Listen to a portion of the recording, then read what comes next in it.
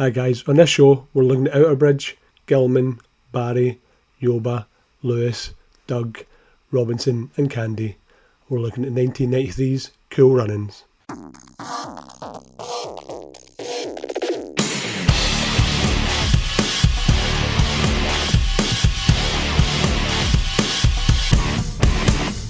Before the chant, before the slow clap, before Disney turned it into a real feel-good classic, there were 4 Jamaican military officers who had never seen snow.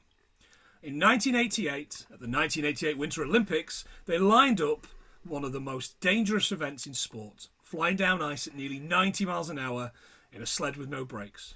The world thought they were a joke, and then their sled flipped. They climbed out, they picked it up, and they walked it across the finish line. That part isn't Hollywood. That part is real. And today we're separating the movie from the myth. This is 100 Things We Learned from Film. Hello everybody, I'm one of your hosts. My name's Planty and I've got my lucky egg. And I'm the other guy, I'm John and I slay. Very good. Hey John, you dead? Are you dead yet? You nearly were. You nearly were. This is a week really late, listeners, because John was on the brink. I was on my way out. I was close. It was close. I managed to pull myself back from the brink with Iron Brew, but they should advertise that. Pull yourself back from the brink with Iron Brew. Iron Brew. Are you dying? Iron Brew. Hey Jimmy, you did. Not anymore. Fantastic. No, I'm all right. Good. As you can tell, listeners, he's gone all Mariella Frostrup. That's a reference for our younger listeners. Yeah. So Mariella, remember her? Yeah, oh god, yeah. Husky vixen that she was. Yeah. But tales of his demise were greatly exaggerated. Yeah. We're the podcast that tries to learn 100 things from a different film every single week. I'd say every single week. We've had another week off because you were badly. But yes, we're going to go on a run. We're going to do a run of a few episodes now. So cool run. Oh, very good. Oh, we're running. nice. Cool running. Fantastic. And this week, John, we are talking. This week. Right at the very end of the Winter Olympics, except it's not, because we missed a week. It was well timed, but it just didn't work. We were so close as well. We were so close. Yeah, we are talking about what? We're looking at 1993's Cool Runnings. Cool Runnings, man. Cool Whip Runnings. And I know you've no history with this because this was your first time watching it. This was the first time watching it. You're absolutely right. I've never seen it. And I had a great time. I think I would have liked it a lot more if I was 13.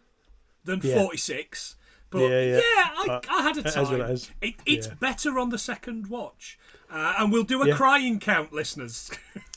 There's a crying count coming up because I sobbed my bloody heart out at this. Oh, I don't. Oh, absolutely. What else could we have been talking about in the year of our Lord, 1993? Some crackers here. We've got Beethoven Second. Ooh, that big dog. Can't say I've definitely seen the first one. Seen the first one. We've all seen it. Alive, where they're all stuck up that hill, up the. No thanks to the plane. We are alive. Mrs. Doubtfire. Oh, previous episode. Fire in the Sky, which really freaked me out. Fire in the Sky is the little alien guys looking through the door. Yeah. Was it Christopher Walken? Is it? There's a fire in the sky. You wish. Yeah. Malice. Malice, is that Marky Mark? Is that Marky Mark and... No, it's Alec Baldwin and I'm sure... Oh, mate, yeah, we watched that last year. I'd never seen it before. Nicole Kidman. Oh, my God, it is so good. When we finally do a full series on white women murder films, we're going to do that. It is... Listeners, go away and watch Malice if you like, I don't know, like... Hand That Rocks the Cradle. What was the one? Single White Female. Oh, yeah. If you love those things, you will buzz for Malice. It's so good. It's so good. Yep. Wayne's World 2 and Cop and a Half. I'm going to end on a high here because I don't know why I liked it so much. Dennis the Menace. Oh, I've never seen it. With the American version? Yeah, American? Mr. Wilson's... What's his name?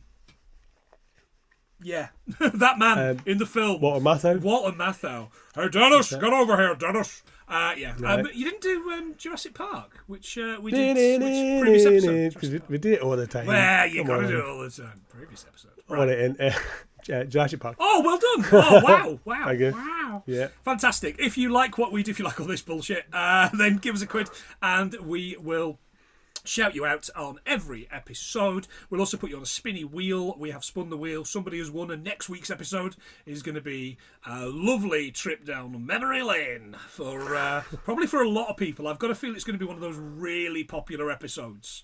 The next one, but hopefully we'll tell you more about that one. Or John will tell you more about that one at the end of the episode. Go to patreon.com/100thingsfilm or go to 100thingswelearnfromfilm.co.uk for all of our links, socials, and all that carry on. All right.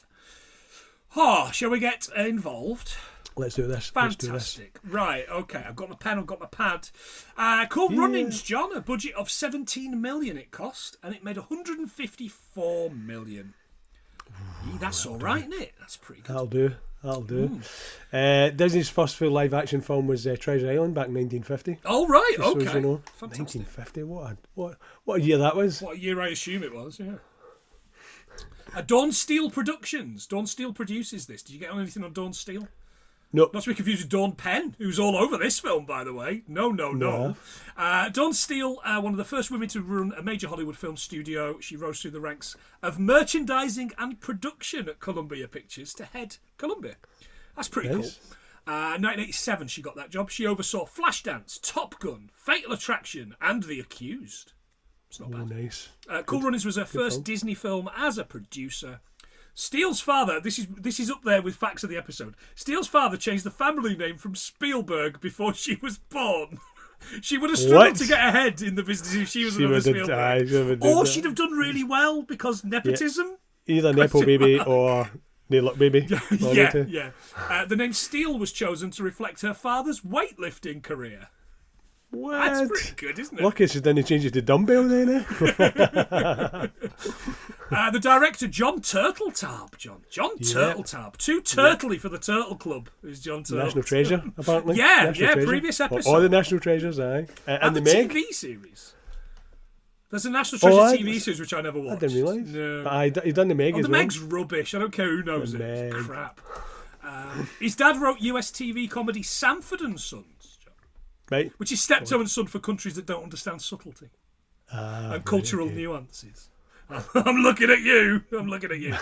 He's had a run of bang average films, Three Ninjas, While You Were Sleeping, Phenomenon, and as you mentioned, National Treasure. Yep. His brother-in-law, photojournalist Dan Eldon, was stoned to death alongside other journalists in Somalia in 1993.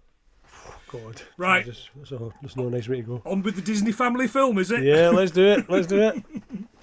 Jamaica, November 1987, it tells us. Derice, which I don't think is a name, is practicing his sprinting, and as he runs through town... Now, regular listeners and people that pay us will be hoping I don't do a racism tonight. But there's every chance I will unintentionally. But it is unintentional. It will slip out.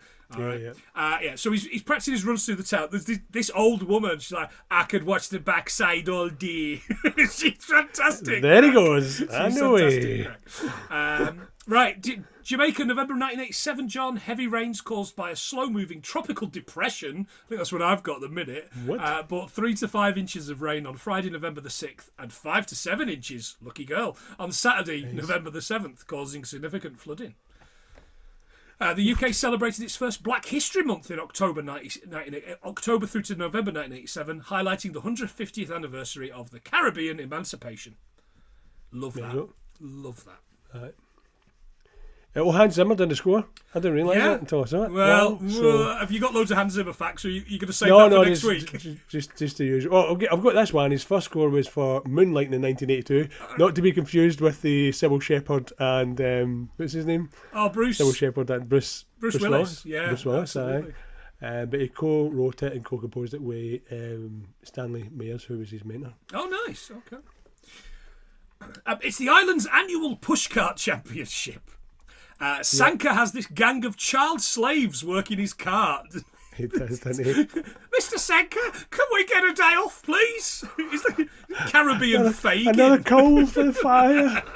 No. Literally, oh, my island in the sun. Here's Derice to watch, and this is going to be Sanka's seventh win in a row, we learn. Yeah. And one of the kids is like, Derice, my grandfather says you're going to be faster than your father. And Sanka says, you know what my grandfather has to say? Get back to work. It's great. And now we get the first of the... And again, there's two things in this that are very good the first time. It's like that bit out of The Simpsons. You know, it's really funny the first time you hear it, and then it's less funny every time you hear it. Yeah. And that's these chants that Sanka does. Feel the rhythm, feel the rhyme, get on up, it's pushcart time. Sanka works his way up to second, and the leader rams him off the course and into a chicken shed. And a chicken shed, yeah. And we get our first Sanka, you're dead. Yeah, man. Yeah, man. Improvised. It's very good. Oh, was it improvised? Was it all made up? Yeah. So the pushcart derby is unique. It was an established cultural tradition in Jamaica, so it is a real thing. All right. I didn't think it was. Excellent.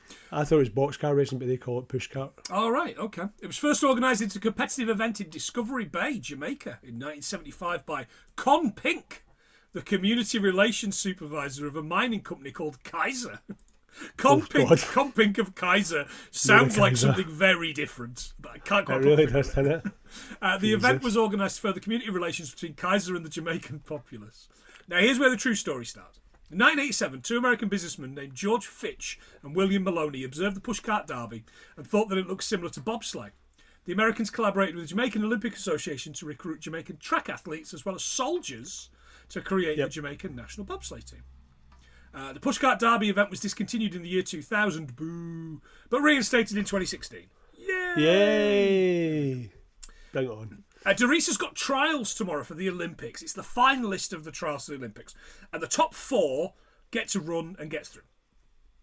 He tells his girlfriend Joy, who is not a character in this movie. There are no female characters in this movie. There's Sanka's mam, which it took me 2 viewings to figure out that was actually his mam, who owns Mama Sanka's shop or whatever it is, bar. And then there's Joy, who is used basically here to frame this conversation. She's used to frame a little joke about him kissing other girls. Yeah. And she cheers at the end. And that is it. Yeah, and that is it. Yeah, they don't get anything, do they? It really frustrates me that this was only, 30 years ago? What is this, 30 years ago? Just over 30 years ago? And that's what we were doing. Oh, anyway, look. Times have changed. Times are better. Times have changed. Yeah. He's terrified, but he wants it more than anybody else. On the day he's running against a very angry man called Yul Brenner. I know. I could not figure out what the joke was with this. No, there was nothing come in. I thought something was going to come in later. It was kind of like, oh yeah, but he's really kind of like the man in black and all this kind of stuff. But no, he isn't. He's the man that is black, perhaps, is like the closest you're going to get to that. Yeah, and it doesn't work at all. And I was so annoyed with it, I didn't even do any Yul Brynner facts. Oh, what? I know, we'll save that. We'll save all the Yul Brynner facts when we finally do Westworld. Yep. Which, by the way, we will do. I don't think it's on the list. So the person that curates the list, which I'm sure is Rachel, add that to the list. And Junior. Or I've written here, non-union Carlton from The Fresh Prince. That's what I got. I got that vibe straight away. Posh boy, isn't he? Yeah. The race begins, and it's those three at the front until Junior takes a tumble and takes the other two down with him. Derice watches from the ground as the winners kind of celebrate. Yeah. The Olympic chief to the island tells him they won't rerun the race. He says, I'm born to go to the Olympics. Then you'll have to work on your boxing or your cycling, as those are the only other two sports in which Jamaica competes. So, listeners, Jamaica has participated in Olympic boxing since 1948, sending 22 male boxers, but has never won an Olympic medal. Bloody hell. It's just a lot of order, isn't it? The best performances are quarter-final appearances, which is 5th place by Mike McCallum in 1976 and Dwight Fraser in 1984. Crazy Dwight Fraser? Dwight Fraser? David Weller holds the sole Olympic cycling medal for Jamaica, winning bronze in the 1,000-metre time trial at the 1980 Moscow Games, with a time of that'll be 1 minute and 5. It doesn't really make any sense. It's the way it's written down. That's probably because I can't write, and I can't read. He's the only Jamaican to win an Olympic medal at a non-athletic sport. Spoilers for this film, listeners. No half. There are photos of his dad at the Olympics on the wall. And Mr. Coolidge tells him he can try again in 4 years' time. And I'm looking and I'm thinking, this lad's pushing 30. That's not going to happen. Yeah, he's got there's a sell-by date on him, isn't there? There is indeed. In the photo is a picture of his dad with Irv Blitzer, an Olympic bobsleigh champ who is now a bookie on the island. He had a plan to make runners into bobsled push-offers, I think is what they said. Mr. Coolidge, I've only got one question. What's a bobsled? Oh, it's cute. The recent Sacra learning about the bobsled. I was checking up bobsleds. Oh, good. Yeah. So, did you know this? So, bobsledding originated in San Moritz in Switzerland in 1880. Oh, right. Wow. British tourists combined toboggans with steering mechanisms to create faster, thrill-seeking activities, resulting in the sports foundation. Oh, wow. Cool. One driver and 3 pushers to push it onto the ice. Ice? Well, it is a winter sport, you know. You mean like igloos, penguins, and Eskimos? I'm out.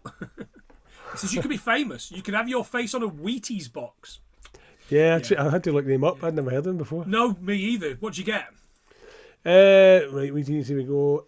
Wheaties in Jamaica are imported crunchy 100 whole wheat flakes manufactured by General Mills, marketed as breakfast of champions. Oh, right, I've heard that. Yeah. So apparently they're similar to cornflakes, but they're made from 100% toasted wheat flakes rather than corn.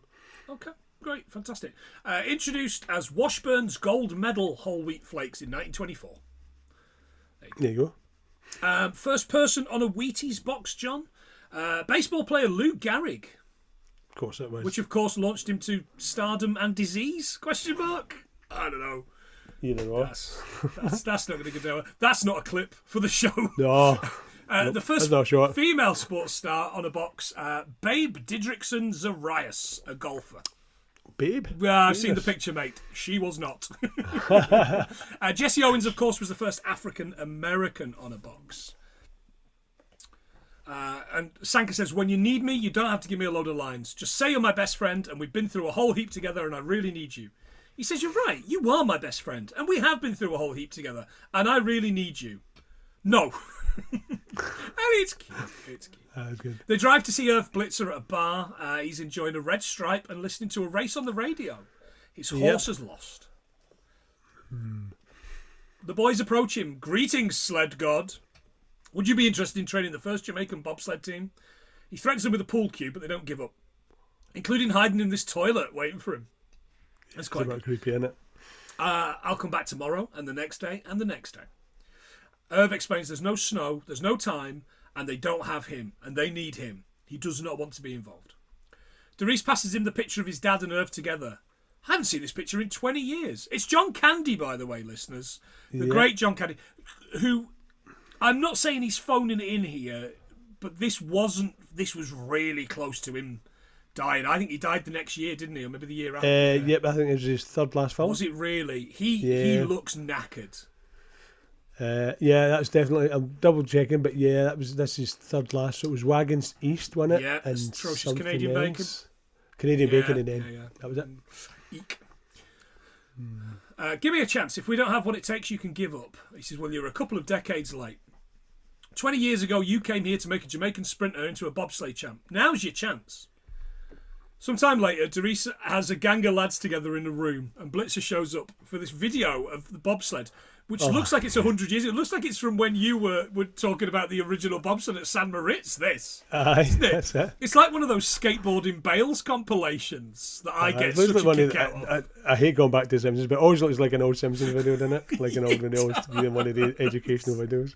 Come back, Zinc! Come back! Before we go, just because I've seen that, did you see because it says, why do you still have that post that showed you the Winter Olympics in like 32 or something, was it? Yeah, so that was the third Olympic Winter Games. It was held during the Great Depression, and it was the first time the games were held outside Europe. All right. I mean, that's enough to cheer anybody up, the Winter Olympics, isn't it? All good. Great Depression. Everybody freezing.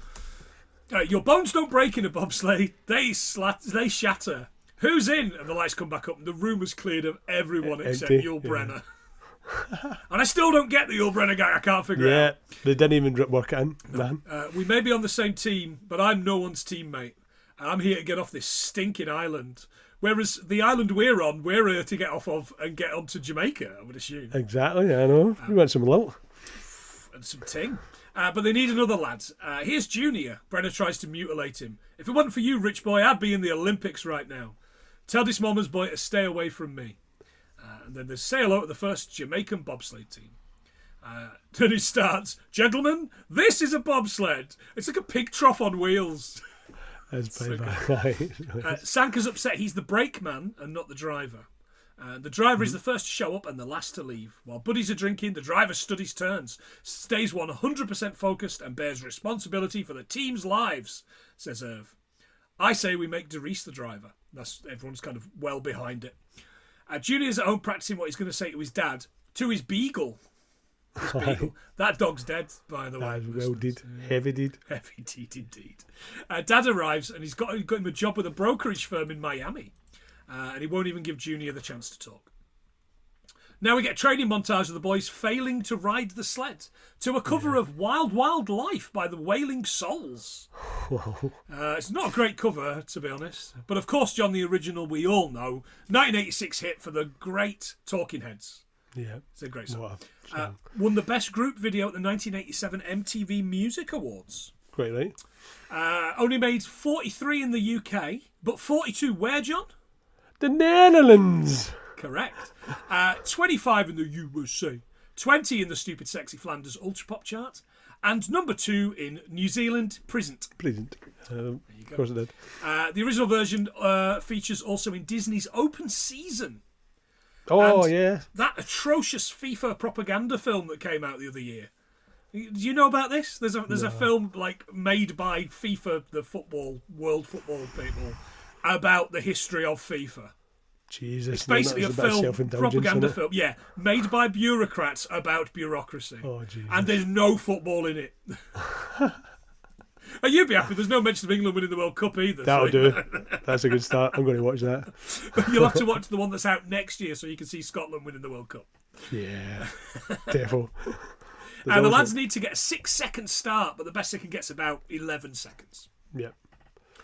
We get a bit where Sanka's put in an ice cream van freezer to deal with the cold. When they open it up and he snaps off a dreadlock. Yeah. A hair can freeze, John, potentially snap at 0 centigrade or lower, especially if it is damp or wet. Instant breaking like an icicle usually only occurs during more extreme cold, often when temperatures drop well below 18 degrees centigrade. There was loads of Fahrenheit, so I don't really know how that works. Yeah. Yeah. Well, confused There's this things. disrespect that I'm showing the rest of the world, I think. I know. I'm showing America. Swagged Yeah, we'll stick to centigrade. Thank you, please. Please. They nearly murder a woman and her goats, by the way. This goat nearly gets killed going down this hill. It is not living deliciously at all. No. And they crash into a cop car and we get a Sanka, you're dead. Yeah, man. And the cop is like, who owns this thing? We do, sir. And who are you? We're the Jamaican bobsleigh team. Don't give me that business. I wasn't born yesterday. It's brilliant. It's so good. That is good. So good. Irv chases them down the path. 5-9, 5-9, we did it. I think he should be shouting 5-0 at these cops. Aye. And who are you? I'm their coach. And this cop's just like, what? What? But it's time for them to go again. They've got to go again. At the Jamaican Olympic headquarters, Irv wants 20 grand for the Olympics because he believes in these kids. The fella's like, look, it's bad enough how you embarrassed your own country. I will not let you embarrass ours. So the lads go, we will find the money, though. We'll get it. We'll do it. Yeah. Sanka's singing his, you know you don't believe, Jamaica's got a bobsleigh team. Which again, okay, this is all right. But he sings it 3 times here, and that's too much. Derice goes into business. Oh, some guy's like, I'll pay you $1 to shut up. Which I quite like. Derice goes into business to ask for sponsors, and they all laugh him out of the place. Yeah. Brenner is arm wrestling with lads for $1.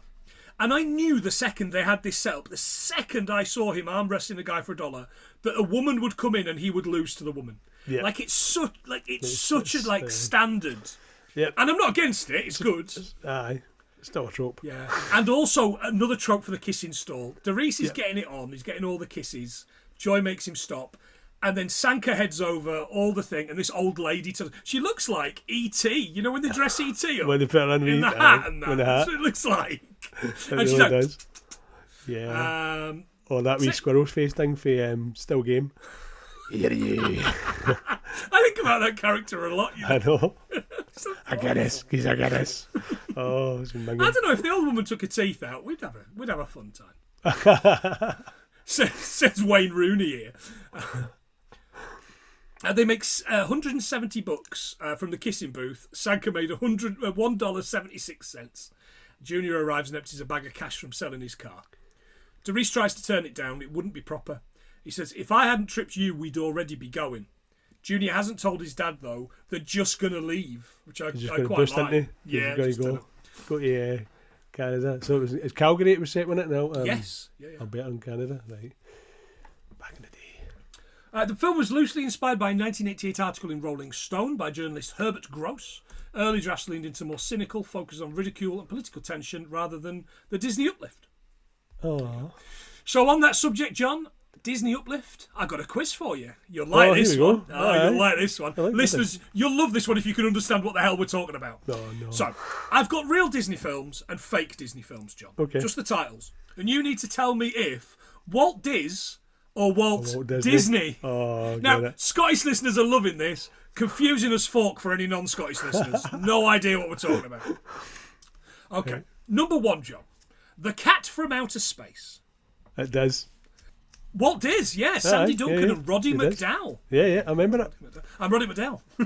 Roddy. Number 2, The Goose Who Ran the Bank. Oh. Disney. Walt Disney. I made it up. But I'd watch it, that's for sure. I'd watch that goose running that bank. Number 3, Candle Shoe. Diz. Walt Diz. Jodie Foster and David Niven. Yeah. Are these films you've seen, by the way? Yeah. I watched that one. It's set in like a mansion thing where they had to find the inheritance. Yeah, it's weird. Yeah. Bonus fact, listeners, and I love this. This was the last movie Jodie Foster was obliged to make under a contract with Disney, which also stopped her from starring as Princess Leia in the Star Wars films. What? Wow. Better or worse film with Jodie Foster?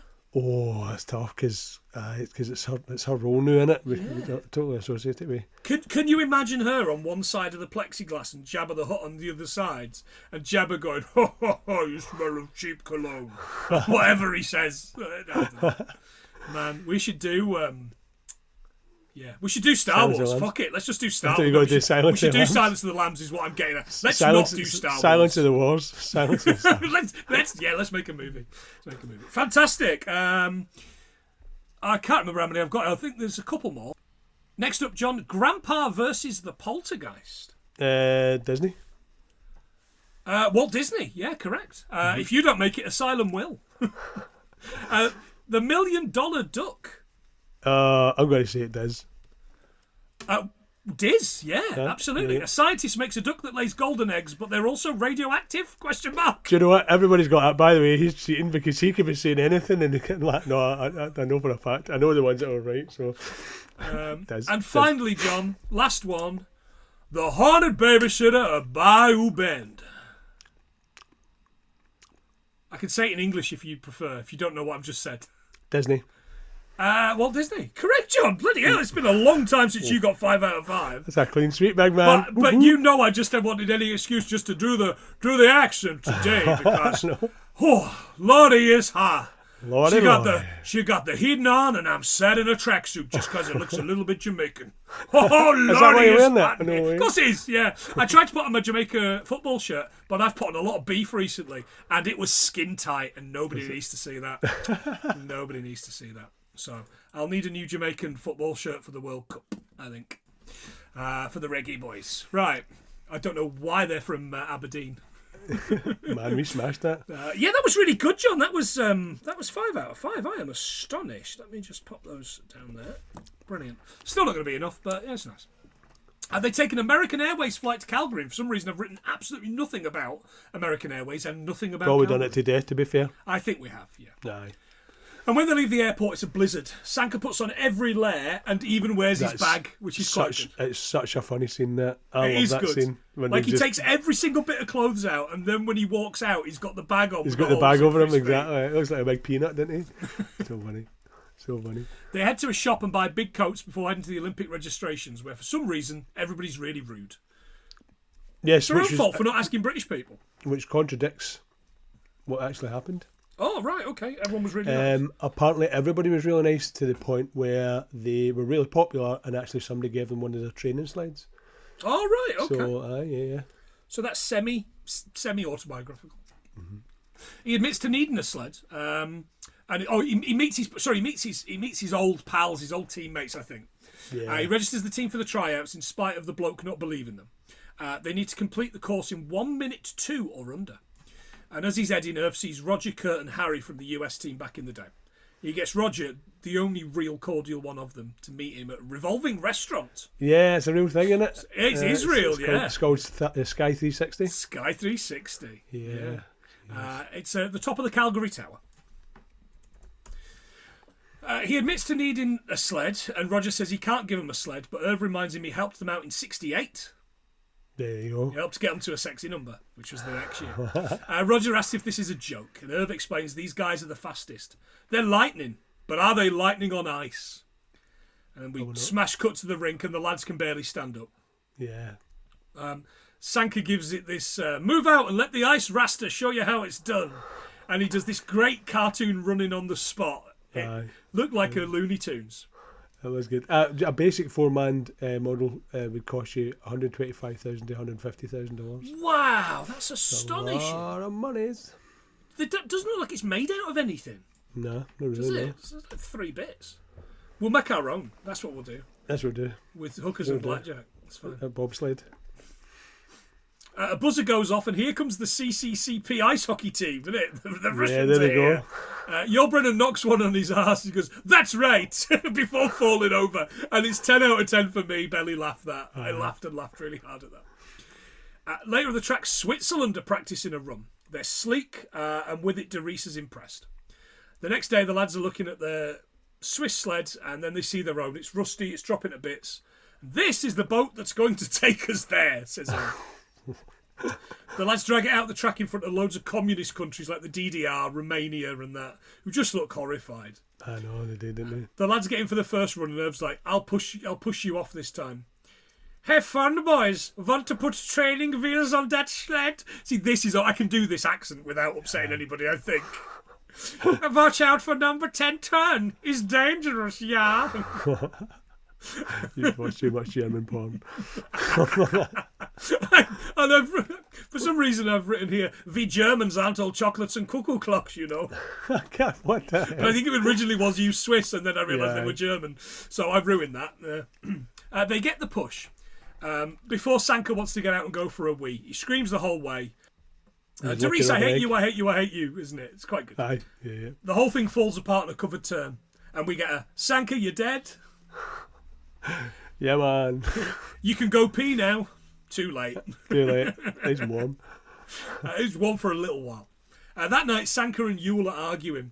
He's cooking bananas in a pan. Yeah, and the relax in. The relax in. Yeah. I assumed it wasn't real. No, it's real. It's a real location. Right, well done.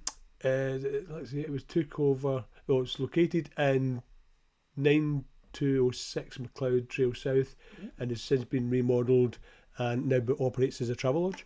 Oh, right. Wow. Fantastic.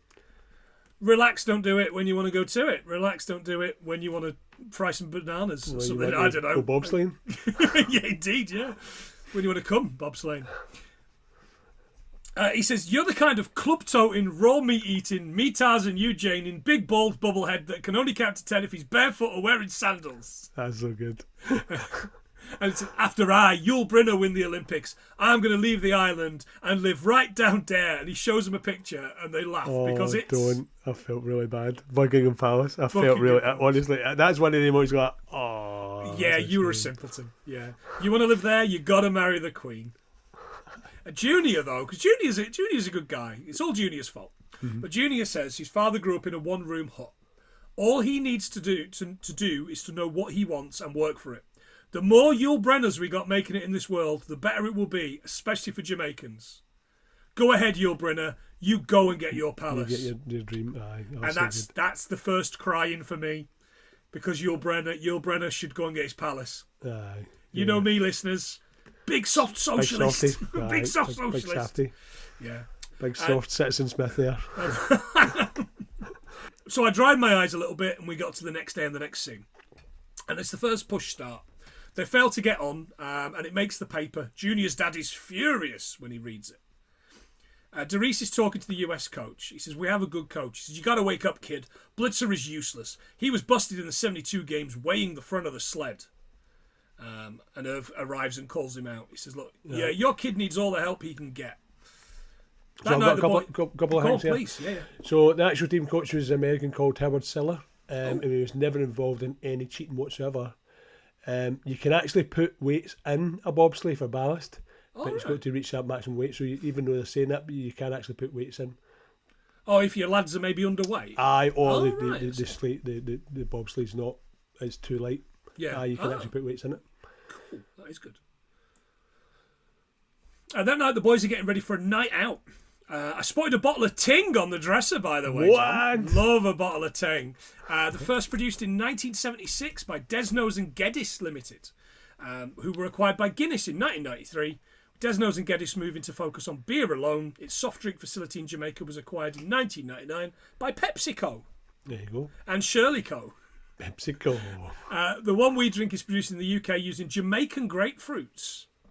And I saw online people mix it with vodka and call it Ving. Oh, nice. I'm all about that, by the way. Ving Ting and names. vodka. Yes, gin and Ting. I'm talking about There's G my and gin Ting. Man, I'm going to get some G and Ting at the weekend. G and V. Yes. Yeah, sure. Junior gets a telegram from his father demanding he come home, but instead they head to a line dancing bar. Yul Brynner tells Junior if it wasn't for him, they wouldn't be here. They get into an argument with the East Germans. Yul Brynner grabs Junior and takes him to the bathroom. Look in the mirror. What do you see? I see Junior. I see pride, power. I see a badass mother who don't take no crap off anyone. And he gets him to say it over and over again. Junior storms out to the East Germans. You listen to me, buddy. I will not be spoken to in that way. Apologise or else. Or else what? And then Yul Brynner just smashes it. Smacks him, didn't he? On the back of the head. There's a bar brawl, and at the hotel, Derice is telling them off because, of course, Derice didn't go out. It goes a bit Smokey and the Bandit, doesn't it? It does a little bit. It's also line dancing. I expect to see Colin Farrell in this line dancing. I was expecting to see Hingme for 48 Hours coming in. Spit on the floor. Irv arrives and tells them he cleared it all with the bar owner. I didn't come all this way to get my butt whipped, and he storms out. The next morning, the boys wake up Irv and we get a training montage. They get stronger and faster, and I love that they're in the bath practicing the turns. I think that's cute. Yep, getting it. That night at the time trial, Irv gives them their not leaving much to the imagination outfits. Oh no! This is what that Jamaican football shirt looked like on me. Did I? Jesus. Except I didn't look quite as good as these guys. I've got to be honest. Irv meets the officials. One of his ex-teammates, and some further bad news. It's a minute flat qualifying. And he's like, no problem, man. And it's almost as ill-judged as my impressions, really. That. It really is. Their start is 6:13 on the track, and they do okay. They get 59.46. They're going to the Olympics. Done it. They paint the sled. I said it to your father, and I'll say it again. Sprinters make the best bobsledders. They call the sled what, John? Okay, I mean. Cool Runnings. Oh, Cool Runnings. They bound about so many names, didn't they? They did, the yeah. Rasta, and it means peace be the journey. Rasta Rocket? No. The Rasta Rocket. I met a couple of Rasta Rockets in my time. That's what it's called in France, maybe. I've totally forgot this fact. So it was raced in Norway as Kildarumper, which means cold butts. And in France it's known as the Rasta Rocket. Oh, right. Oh, that's cool. I love stuff like that. That's daft stuff that, we really should be concentrating on this podcast, but instead I'll talk about Ting. Tang. Okay, Mr. Spaceman. The cast trained in Calgary with professional sledders to learn the start technique, which apparently is everything in bobsleigh. The push phase lasts roughly 5 to 6 seconds and determines most of the run's outcome. Nice. A messenger arrives and gives Irv a letter. They've been disqualified. He heads to the HQ. This is really strange. He heads to the HQ because they haven't done a race previously in the calendar year. The policy is that they need to have done a competitive race in that time, but historically the qualifiers counted, but not anymore. Right. And they've gone, yeah, we've done it because we don't want to get embarrassed. I know. Yeah, and I'm kind of like, whoa, more bureaucracy. He admits he embarrassed himself and his teammates back then. He says, disqualify me, not my guys. They've done everything you asked of them. They've earned their right to walk into that stadium and wave their flag. It's the biggest honour an athlete can have. I forgot that, but don't take it out on them. Later at the hotel, Irv gets a call. It's the Alliance, and they're back in. Just flip-flopping, aren't they, this Alliance? I know, they really are. In Jamaica, they're watching the opening ceremony on TV at Mama's Coffee Bar or bar or restaurant or whatever this thing is. It's just a hut, isn't it? That night at their new digs, most coaches would be giving you a win one for the Gipper, but I'm not good at that, so let's do a psalm of inspiration. Our Father, who art in Calgary, bobsled be thy name. Thy kingdom come, gold medals won, on earth as it is in turn 7. With liberty and justice for Jamaica, and Haile Selassie, Amen. Nice. And I liked that. It's all right. I like that. Win one for the Gipper, John, is a famous motivational phrase from American football history coined by Notre Dame coach Knut Rocken to inspire his team in 1928 by invoking the memory of his dying star player, George the Gipper Gip, which is a rubbish nickname. Gipper Gip. Jesus. It's like Planty Plant. It became a cultural rallying cry, famously portrayed by massive piece of waste Ronald Reagan, who later used it in his 1980 presidential campaign. I like that. I've always wondered about that, the Gipper thing. Gipper, I've heard that a few times actually. The door goes and it's Junior's dad. I didn't send you to the best school to have you slide around on your backside. Junior stops the lift. Father, when you look at me, what do you see? I see a lost little boy who's lucky to have a father who knows what's best for him. I am a man, an Olympian, and I'm staying right here. And he lets the lift go. Right, Junior. You go. Hey, Junior Bevel, you are badass mother. And I'm off again, crying. Oh, are you away? Yeah, the Junior Yulbrunner relationship is the best.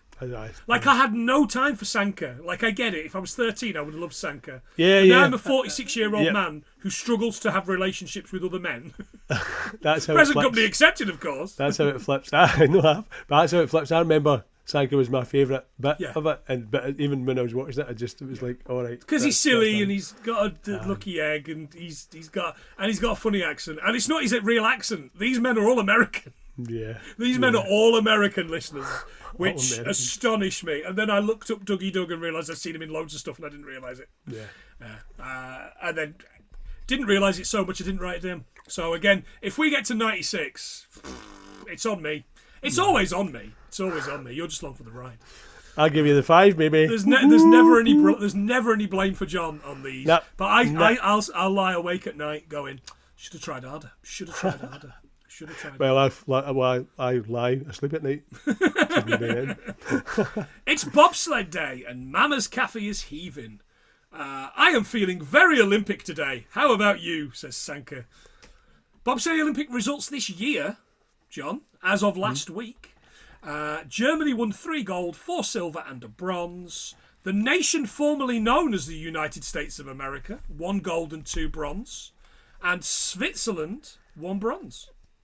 Right. Germany actually won both gold and silver in the 4-man. And Switzerland won the bronze. Right. There you go. Derice hits the boys on the helmet. Ow, what you doing? Well, that's what the Swiss do to psych themselves up. Well, they also make those little pocket knives, but we're not doing that. That's a good line. Yeah. The boys are next up. Sanka kisses his lucky egg. Again, I don't really know what the lucky egg thing was about. Rubber egg. Oh, yeah, of course. Rubber egg. Right, fantastic. Add it to rubber the egg. list. And then tucks it away in his bits? Question mark. Extra ball, innit? Extra protection. Yeah. They struggle to get in the sled, but pick up speed. Derice is failing to control the sled. 58.04, and it's not enough. All they're going to get is last place. It's not gone well at home. Yep. Afterwards, you choked. You know the turns. You know everything there is to know about the sport. Stay loose. It's something I can't help you with. See you tomorrow on the hill. And Irv storms out. Pressure. Sanka tells Derice that they're being too Swiss. Toblerone bastards. Yeah. You should be more ourselves. Let me tell you, Rasta, I never came up here to forget who I am. The best I can be is Jamaican. If we look Jamaican and we talk Jamaican and we walk Jamaican, then we is Jamaican. I like that. The original four-man team in 1988 was Dudley Stokes, Devon Harris, Michael White and Freddie Powell. Stokes and Harris were officers in the Jamaican Defence Force, and the film's sprinter disqualification storyline is completely made up. Yeah. Why, John? Why must films lie to us? Liars. In the two-man event at the 1988 Winter Olympics, Dudley Stokes and Michael White finished 30th of 30 teams, but they did post official times. The next day, the lads arrive singing that Jamaica have a bobsleigh team. They give Irv a Rasta hat, and he instantly looks like a narc, doesn't he? He really does, doesn't Homer at Homerpalooza. Narc! It's slant as well. It's perfectly slanted to be a dodgy like mother fudger, isn't he? Yeah. Feel the rhythm, feel the rhyme. Get on up, it's bobsleigh time. The start is faster than the Swiss, and they're doing great. Where do these guys come from? Jamaica! It's great. It's good. 56.53, and I'm crying again because they're up to 8th. That night, Derice is looking at pictures of the turns. Are you all set to follow your father's footsteps? Says Irv. Derice says, why did you cheat? He says, I had to win. I made winning my whole life, and when you do that, you have to keep winning. You understand? He said, you had 2 gold medals. You had it all. He says, a gold medal is a wonderful thing, but if you're not enough without it, you'll never be enough with it. How will I know if I'm enough? When you pass that finish line, you will know. You'll know. You will know. You will know. Oh, man. It's the competitive time, so the best time they ran was 58.4, no 54. Oh, right, okay. Oh, that wouldn't have got them anyway. Yeah. It's finals day and everyone is behind them. Yul Brenner, hey Dreadlocks, let me kiss your lucky egg. They get another great start for the team. It's amazing. And one of these 2 lads that are doing the voiceover have got opened their shirts and they've got Jamaica shirts on. He shouts, go Jams. And I don't know if that's a slur or not. I didn't want to Google it in case that's a slur. Listeners, let me know if that's a slur, because that sounds like a slur. It did a bit, didn't it? It doesn't sound nice. It's not acceptable. Go Marmalades. I don't know. That sounds like a slur as well, probably. Yes, it does. But there's a problem. A loose nut, which comes off and they crash. To be fair, they're lucky nobody dies in this feel-good Walt Disney family film. At one point, one of the short shows, one of their heads is pretty much sticking out. I thought, man, that's going to snap his neck. Absolutely. Partly that's the film. That's one of the things that actually did happen. That's why they crashed. Oh, right, because the loose bolt blade came off. Yeah. During the 4-man event, the sled overturned at roughly 80 to 90 miles an hour, slid down the track on its side before stopping. All 4 athletes walked away. The moment is widely televised and became a defining image of their Olympic appearance. And the footage is shown in this scene. Yeah. The production team studied footage of actual sled rollovers to choreograph the tumble. In reality, crashes are often a lot less cinematic than this. A lot more abrupt. Derice, you dead? No, man, I'm not dead. I have to finish the race. The crowd are silent and the boys carry the sled the rest of the way. Until all their biggest enemies in the film, who are now clapping them? Slow clapping though. Cheeky bastards. Even the crusty old dean, or whatever he's called, and Junior's dad. And I cried again. And that's the last of the crying. That's where I stopped crying. Because it's the end of the film, really. Pretty much. There's no documented evidence of rival teams applauding the Jamaicans as they carried the sled. Lying bastards, eh? And there's no documented evidence that they actually carried the sled either. Oh, right, okay. Oh, well, there you go. Yeah, good, Jamaica. See you in 4 years, yeah. Sounds like a threat, doesn't it? It really does. Sanka's lucky egg hasn't been smashed, because it's very lucky, and it's rubber. The team and Irv get a picture which goes on the wall at the Jamaican Olympics headquarters. Jamaica have been at 10 Winter Olympics, John. Best results, 14th in a 4-man bobsled in 1994. That's Lily Hammer, Mike Hammer. And 14th in the women's monobob. Last week, Mika Moore, the first female bobsledder at an Olympics. Jesus. How good's that? I watched a full video of this guy just going on about her for half an hour. She's an absolute hero. And she's got this most amazing Cockney accent. Wow, that's amazing. She's great. She's so good. Oh. And then we get the credits. I Can See Clearly by Jimmy Cliff, John. Yep. I'm pretty sure I had this on CD. I was going through my reggae phase. I'm going through my reggae phase. I never came out of it. Did you burn it using Nero? Did you burn it on your No, CD? I bought it. I bought it. I bought the single. Cash monies. Cash monies. No, there was no burning. It was taping people's tapes at this point. 93. Yeah, I had this and Oh Baby I Love Your Way from Every Day. Yeah. But the like the cod reggae thing, Big Mountain. I still have that. That is somewhere in this house. That Big Mountain one. Love the original, of course. Can you feel? Right. The original is a 1972 hit for the brilliant Johnny Nash. Johnny Nash, John. You know him. Yep. After Nash wrote and composed the original version, he recorded it in London with members of the Fabulous Five, Inc. and produced it himself. Nice. Johnny Nash was one of the most talented motherfuckers. I love him. The Jimmy Cliff version, silver in the United Kingdom, gold in France, and platydubs in New Zealand. Platydubs. Jesus. I love this, by the way. In 2005, after the song was used in the opening theme of the Japanese television drama series Engine, it was released in Japan and peaked at number 45 in the 100 hand slaps chart. What the hell? Honda 100 hand slaps chart. Brilliant. But that's astonishing, isn't it? TV drama Engine. What is the TV drama Engine? I'm going to look it up. Also featured in a cover in the film Ants, which is a previous episode of this podcast, listeners. Yeah. God, that was Ants. many mins. Jesus. What else you got? I've got a few other bits and pieces here, but I'll let So you go I've got Cool Runnings was the final film starring John Candy to be released in his lifetime. Oh, right. Well, the other two posthumous. Oh, wow. Credit Eyewear was founded in 1956 by Austrian Wilhelm Anger. Or Welker. I don't want to say that. I actually don't want to say that. So throat. And while the movie is inspired by the bobsleigh team, they didn't win a medal and they've never won a medal. No. That's what I've got. Yeah, lovely stuff. Feeding Papa Michael was the cinematographer. I had to write this down because I was like, who the hell's feeding Papa Michael? Who's feeding that boy? It's like a gremlin, isn't it? Stop feeding him. He's Greek. It explains the Papa Michael bit. Papa, can you hear me? Nominated for 2 Academy Awards for Best Cinematography, John, for Nebraska and The Trial of the Chicago 7, which are both brilliant films. Very different films. You've watched Bruce Dale? Trial of... Yeah. Have you watched Trial of the Chicago 7, haven't you? It's a great movie. Yes. Yeah, it's a great movie. But yeah, Nebraska's beautiful.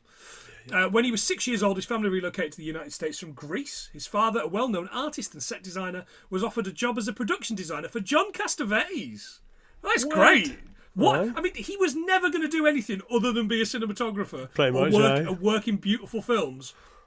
If he'd grown up around Cassavetes, that's so cool. Path, and there's nowhere else you can go. He is Rosemary's Baby? Question mark. I don't know. Jamaica has cemented itself in track and field powerhouse in Olympic history, with 93 of their 94 total medals coming in athletes primarily in sprints, led by Usain Bolt's 9 gold medals and Elaine Thompson-Herah's 5. Jamaica has dominated the 100, 200, 400 metres and relays, setting numerous Olympic and world records. They have indeed. Right. I'm going to top them up. You tell us what you think we've got. I'll give me a second. I'll even do my own drum roll. I'm going to go 86. Oof. Can you go a little bit higher? 96. 88. Wait, 88. 1988. It's a very good year. What Olympics? Remember that? Yeah. Oh, yeah. Yeah, I remember that. Yeah, sure. Topical. Sure. Topical lotion. Fantastic. Yeah. So that's that. I hope you enjoyed that, listeners. But if you like what we do, you can give us a quid and we will shout you out at the end of every episode. Again, patreon.com/100thingsfilm, or just subscribe on everything at 100thingsfilm.co.uk. We're about to hit a very, very, very, very, very big milestone for us on YouTube. But we're just so close and we just can't seem to do it. So help us out by subscribing your nan to that. Your nan will love this because she's old as well. Yeah. and probably dead. Deader. Deader again. So shouting out those fantastic, lovely patrons. But John, we've got a new patron. What? Yeah, boy. Yes. Someone else is giving us money. $1.50. $1.50 from this lovely person, which I think kind of works out. This person is called Benicio del Sanchez. What a great name Benicio del that's a Sanchez name, is, isn't it? That's lovely. name. I mean, he's absolutely not from Glasgow with that name. I mean, he Nah. might be. Nah. He might be from the West End. Could be. Benicio Could messaged us, and he said, I'm just going to read out his thing. He said, look, I was a first-time listener, only recently. I got you from 2010 because that podcast finished. So that's Diana, our friend Diana, who was on talking about Casablanca, and we're desperate to get her back on again. So now she's got a bit more time. We'll get her back on. Yeah. She says, I really enjoyed your discussion of Easy Rider when you watched The Limey. I watched Easy Rider with my mum, very anti-establishment hippie, and she said to me at the end of the film, remember what they set out to find? They wanted to find the real America, and they did. And that stayed with me for years, that quote.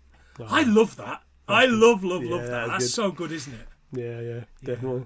I wonder if Benicio, because there's some things Benicio del Sanchez has written in a couple of bits and pieces here that make me think he might actually be British. Some of the stuff he's written, because he'd written Mum in that, and I'm like, oh man, he's so cool. He's from somewhere cool in America. He's from Arizona. It turns out he's from Dudley. I know. So let us know, Benny. Yeah.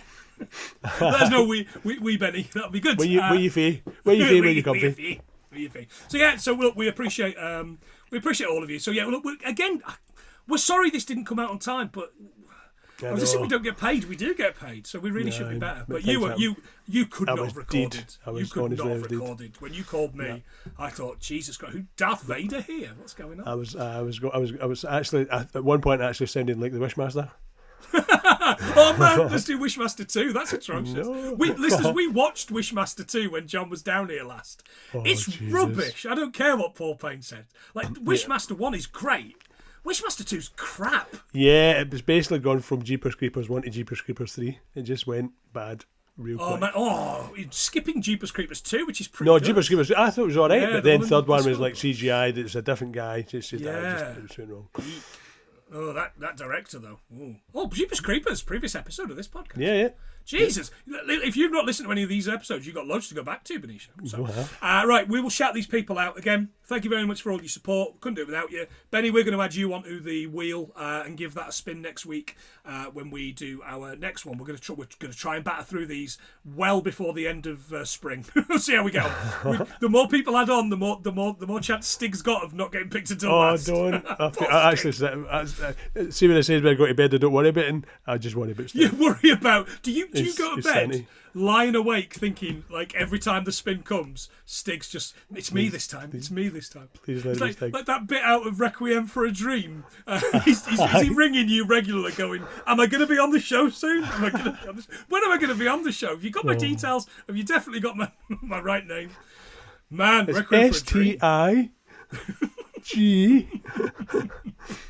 Anyway, thank you to these wonderful people. Phil Fairish, my beautiful wife Rachel, Gadget and Stig from Modern Escapism, Josh Wilson, I'm super familiar with the Wilsons, Gavin and Dan Belson from Be There With Belson podcast, Gav McGill, Ian Graham from Cult Connections, Mono and Kira at Rant at the Movies, Biggie also from Modern Escapism podcast, Joe Higgins, you know where he is, he's on Repeat and Delete, where this couple of weeks ago we talked about Take Me Out, Wife Swap. We did Wife Swap, it made me sad. I don't want to do that again. Aaron Huggett, Z1 podcast, Nigel Davies at the Wonder Emporium and the Hobby Hoarder, more on that coming soon. Ian McComish, Maria, Ali, Dale and Megan, Jen Stewart, lovely Rob Jones, Kieran Corrigan, Oodles from Modern Escapism, Candy from Modern Escapism, Lee Davies, James Priest from the Repeat and Delete as well. Repeat or Delete, sorry. Kurt, lovely Kurt, he's a lovely lad. I hope to get him soon on the spin. Dean, Luke Tahoy, the penultimate Tommy Wiseau. He's penultimate person on the list now. And this was it, wasn't it? I said somebody sign up, so he's the penultimate person on the list. And thank you, Benny, for signing up. Benny and the Jets. Benny and the Jets. There you go. Fantastic. Mr. Sanchez. That's it. That's those listeners. That's those people. Again, go and subscribe. 100thingstolearnfrom.co.uk for all of our links and all of our socials. We're not really doing a lot on socials. It's exhausting, but we're doing a lot of videos with loads of stuff on TikTok, which is... Jesus John, your TikTok stuff's really hitting home. It's really doing well. Try to keep it topical. Yeah, the TikTok stuff's good and We try and share some stuff. There's Yeah. a lot of angry video game nerds. I know. I was actually going about to try and put worms, video wasn't games there? in it, but I'm not going to do They that. were anymore not best 'cause there's too pleased many. about the fact that we didn't know worms. I got worms. I know. Holy hand grenade is in all the worms games apparently, not just that one that I mentioned. All right, mate. I don't think it's in the original. Yeah. But Hey, But anyway. I tell you what, son.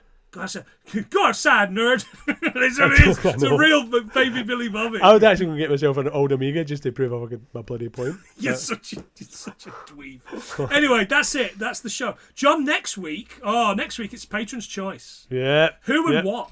Yeah, Jane got it. Yep. And Yeah. we're looking at Pirates of the Caribbean and the Custard of Black Pearl. Black Pearl. Rather that than the curse of that movie Pearl, which is rubbish. I don't Yeah, like that. don't You do know that. that. Nope. She's funny, isn't she? She's a funny character. Yeah, Mia Goth. Yeah, Mia Goth. Yeah, she's a funny character. but Good in yeah, that yeah, Infinity Pool though. Jane did You seen all that? right. Yeah. Infinity No, Pool, no, that's yeah. good. But is it worth a watch? Yeah, Cronenberg movie. Yeah, it's Cronenberg. I think it's Oh, Brandon Cronenberg, not David Cronenberg. It's good. It's good. Right. Yeah, I'll no, go. it's good and it's not good. Yeah, go and watch that. That's good. Yeah. I'll watch that. Yeah. So Pirates, Johnny Depp. Oh, we'll have to be careful with that. I know. Then you're in one, of course. Something that we say a lot. Right. Yeah. Anyway, come back next week and we'll do that 2.5 hour fucking slog of a film. I know. Cheers, Jen. With some Thanks, punch. Jen. I know. Jesus. Yeah, but she has been banging on about that since we went for a walk Yeah. around the Lake True that. District. True that. So yeah, brilliant. Thank you very much, listeners. I haven't got a goodbye. I haven't got anything. He's been John. I've been Planty, and this has been 88 things we learned from 100 things got a bobsleigh team or something. Ciao. Yeah, man.